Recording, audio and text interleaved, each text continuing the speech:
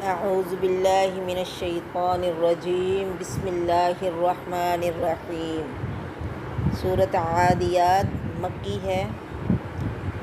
والعادیات ضبحا، قسم ان گھوڑوں کی جو دوڑتے وقت ہانپتے ہیں۔ فالموریات قدحا، پھر ان کی جو اپنی ٹاپوں سے چنگاریاں نکالتے ہیں۔ فالمغیرات صبحا، پھر ان کی جو صبح کے وقت چھاپا مارتے ہیں۔ فأثرن به نقعا، پھر ان کی جو غبار اڑاتے ہیں۔ فوسطن به جمعا، پھر اسی حالت میں وہ لشکر میں جا گھستے ہیں۔ عادیات ان کی جمع ہے جو عادی کا مؤنث ہے، اور عادی کا مطلب وہ جماعت جو قتل و قتال کے لیے تیار ہو۔ اور تعاد القوم یعنی لوگوں نے دوڑ میں مقابلہ کیا، اور عدل فرس گھوڑے نے دوڑ لگائی۔ عادیات سے مراد وہ جنگ پر جانے والے گھوڑے ہیں جو مقابلے کی دوڑ میں حصہ لیتے رہے ہوں۔ واضح رہے کہ عادیات کے معنی میں گھوڑوں کا مفہوم شامل نہیں ہے، بلکہ ضبحا کا لفظ عادیات کو گھوڑوں سے خاص کر دیتا ہے، کیونکہ ضبحن صرف اس آواز کو کہتے ہیں جو سرپٹ دوڑنے کی وجہ سے گھوڑوں کے منہ سے نکلتی ہے، یعنی گھوڑوں کا ہانپنا۔ اس آیت میں گھوڑوں کے رات کو دوڑنے کا مفہوم خود ہی شامل ہو جاتا ہے، کیونکہ ان کے سموں کی پتھروں پر ضرب سے جو چنگاریاں نکلتی ہیں وہ زیادہ تر رات کو نظر آتی ہیں۔ فالموریات قدحا، یعنی ان گھوڑوں کی قسم جو اپنی ٹاپوں سے اتنی تیز چلتے ہیں کہ ان کے سموں کی پتھروں پر ضرب سے چنگاریاں نکلتی ہیں، اور وہ زیادہ تر رات کو نظر آتی ہیں۔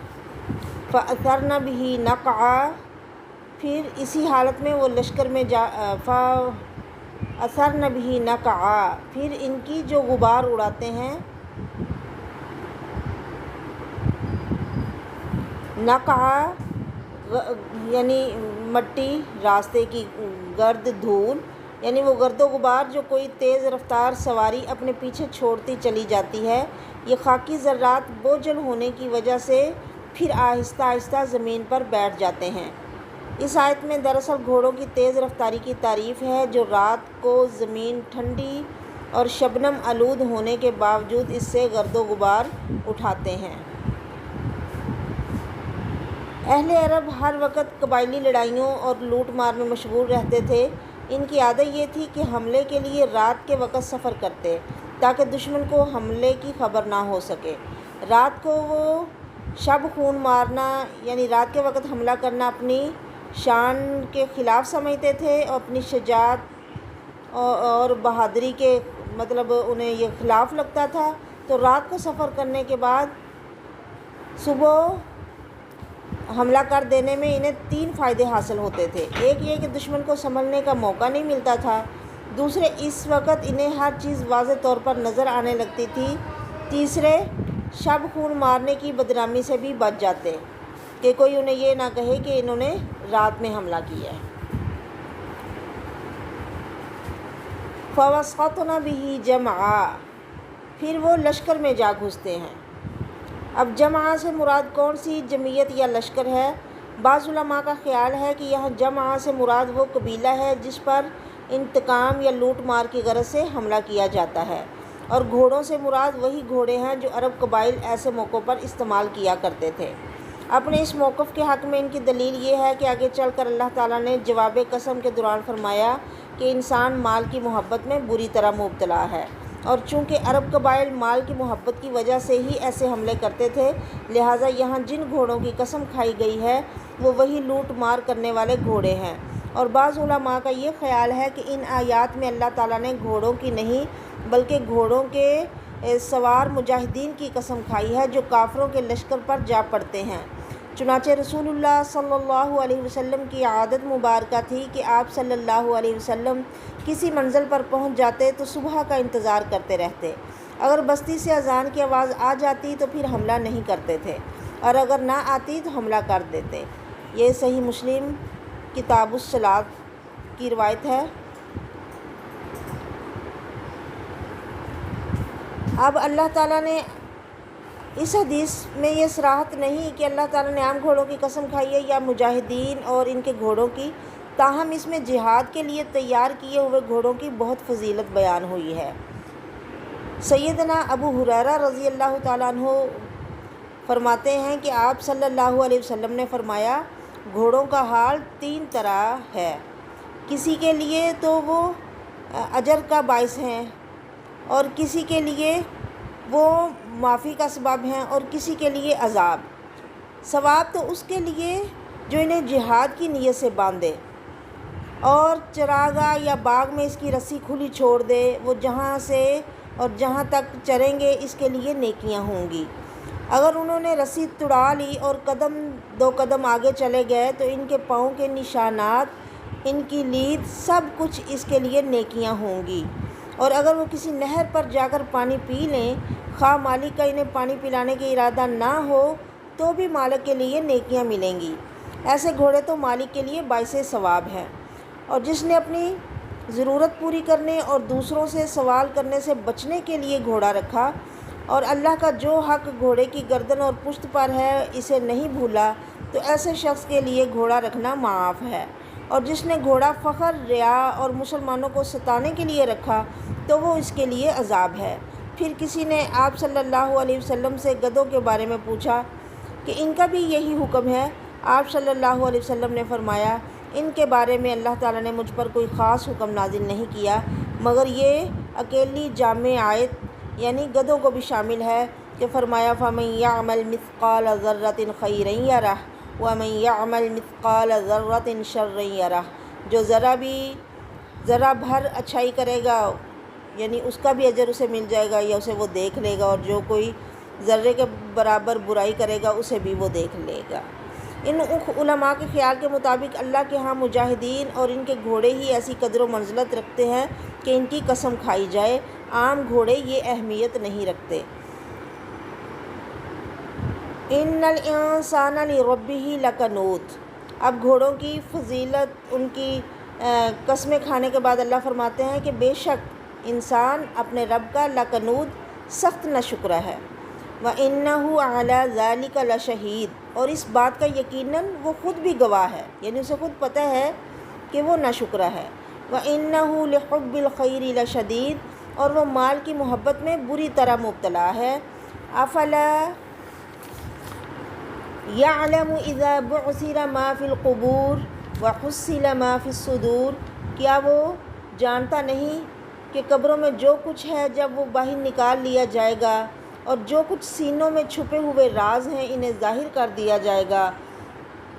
إِنَّ رَبَّهُمْ بِهِمْ يَوْمَئِذٍ لَخَبِيرٌ، تو اس دن ان کا پروردگار یقیناً ان سے پوری طرح باخبر ہوگا، یعنی اللہ سے کوئی چیز چھپی ہوئی نہیں ہے۔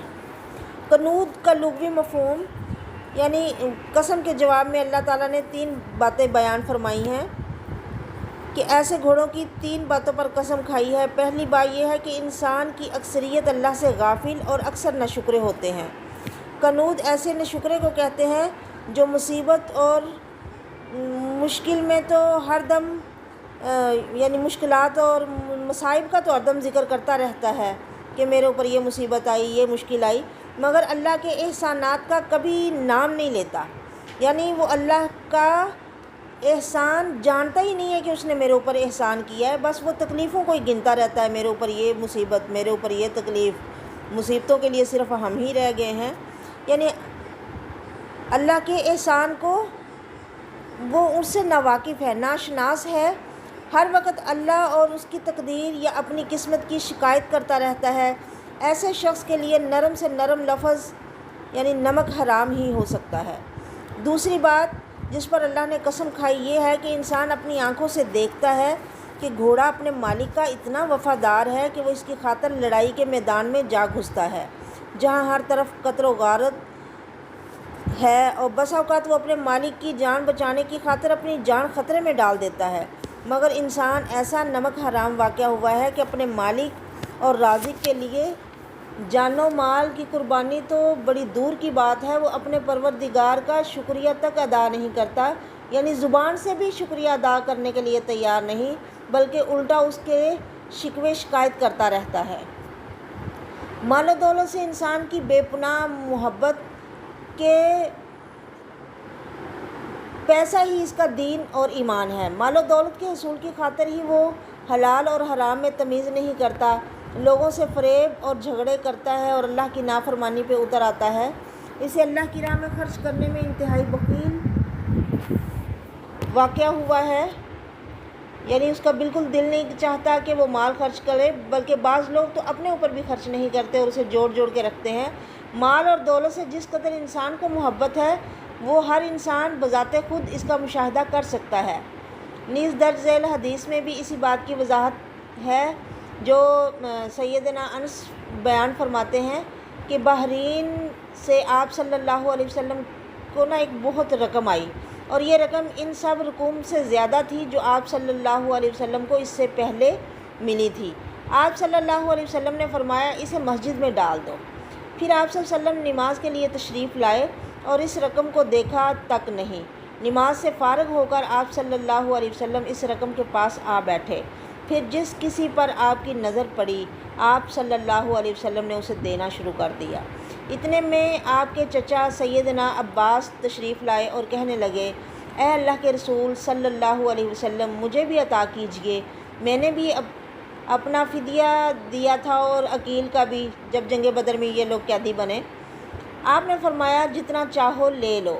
سیدنا عباس لپیں بھر بھر کر اپنے کپڑے میں ڈالنے لگے، پھر اسے اٹھانے لگے تو اٹھا نہ سکے، کہنے لگے، اے اللہ کے رسول، کسی کو حکم دیجئے کہ مجھے اٹھوا دے۔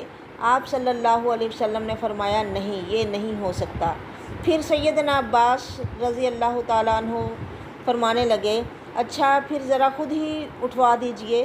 آپ صلی اللہ علیہ وسلم نے فرمایا نہیں، یہ بھی نہیں ہوگا۔ آخر انہوں نے کچھ درہم اور نکالے، پھر اٹھانے لگے تو بھی نہ اٹھا سکے اور کہنے لگے، یا رسول اللہ صلی اللہ علیہ وسلم، کسی کو حکم دیجئے کہ مجھے اٹھوا دے۔ آپ صلی اللہ علیہ وسلم نے فرمایا یہ نہیں ہو سکتا۔ پھر سیدنا عباس کہنے لگے، آپ ہی ذرا آسرا کیجئے۔ آپ صلی اللہ علیہ وسلم نے فرمایا نہیں۔ پھر انہوں نے مجبوراً اور درہم نکال دیے اور اپنے کندھے پر لاد کر چل دیے۔ آپ صلی اللہ علیہ وسلم انہیں اس وقت تک دیکھتے رہے جب تک وہ نظروں سے اوجھل نہ ہوئے۔ آپ صلی اللہ علیہ وسلم نے سیدنا عباس رضی اللہ تعالیٰ عنہ کی حرص پر بہت تعجب کیا، غرض آپ صلی اللہ علیہ وسلم وہاں سے اس وقت تک نہیں اٹھے جب تک کہ ایک درہم بھی باقی رہا، یعنی سب آپ بانٹ کے اٹھے۔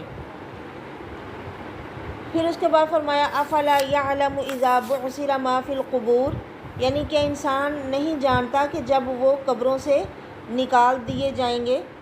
قبروں سے مراد قبرستان میں موجود قبریں ہی نہیں، بلکہ ہر انسان کا مدفن، خواہ یہ سمندر کی تہہ میں چلا جائے یا کسی درندے کے پیٹ میں چلا جائے یا آگ میں جل کر راکھ بن جائے، جو بھی صورت ہو بالآخر وہ زمین کے ذرات میں مل جائے گا، اور اللہ ان ذرات کو جمع کرنے اور زمین سے باہر نکالنے کی پوری قدرت رکھتا ہے۔ وَحُصِّلَ مَا فِي الصُّدُورِ، اور اس دن جیسا کہ سورۃ طارق میں بھی اللہ فرماتے ہیں، یوم تبلی السرائر، یعنی سب پوشیدہ باتیں سر عام ہو جائیں گی، بیان کر دی جائیں گی، سینوں کی بات، سینوں میں چھپے ہوئے راز بھی باہر نکل آئیں گے۔ بِإِنَّ رَبَّهُمْ بِهِمْ يَوْمَئِذٍ لَخَبِيرٌ، ان کا پروردگار یعنی بے شک ان کا رب ان کے بارے میں اس دن بہت ہی باخبر ہوگا۔ اللہ تو آج بھی، پہلے بھی اور اس وقت بھی، یعنی ہر وقت بندوں کے اعمال سے پوری طرح واقف ہے۔ اس کا مطلب یہ ہے کہ اس دن تمام لوگوں کو اچھی طرح معلوم ہو جائے گا کہ اللہ دنیا کی زندگی میں بھی ان کے احوال سے پوری طرح باخبر تھا اور آج بھی پوری طرح باخبر ہے، لہٰذا کسی شخص کو انکار کی گنجائش ہی نہ رہے گی اور سب اپنے جرم تسلیم کر لیں گے۔ وَمَا عَلَيَّ إِلَّا الْبَلَاغُ وَآخِرُ دَعْوَانَا أَنِ الْحَمْدُ لِلَّهِ رَبِّ الْعَالَمِينَ۔